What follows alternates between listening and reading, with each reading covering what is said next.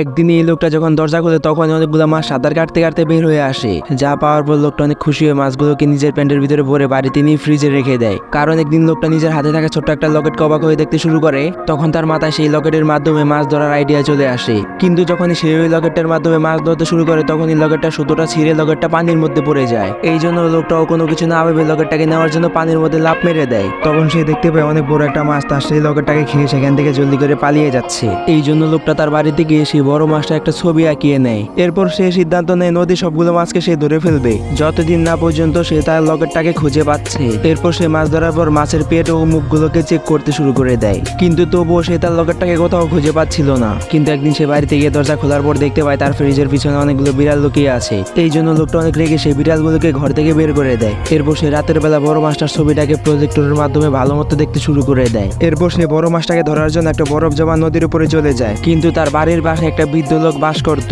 সে প্রতিদিনই লাইট হাউসে মোমবাতি জ্বালানোর কাজ করত, কিন্তু সেই লোকটা এই কাজ করতে গিয়ে অন্ধ হয়ে গিয়েছিল। কিন্তু একদিন সে মোমবাতি জ্বালাতে গিয়ে পা পিছলে পড়ে যায়। এরপর লোকটা যখন তার বাড়িতে মাছ ধরে নিচ্ছিল তখন সে দেখতে পায় সেই লাইট হাউসের আলো নিভে গিয়েছে, কারণ সে বৃদ্ধ লোকটা মারা গিয়েছিল।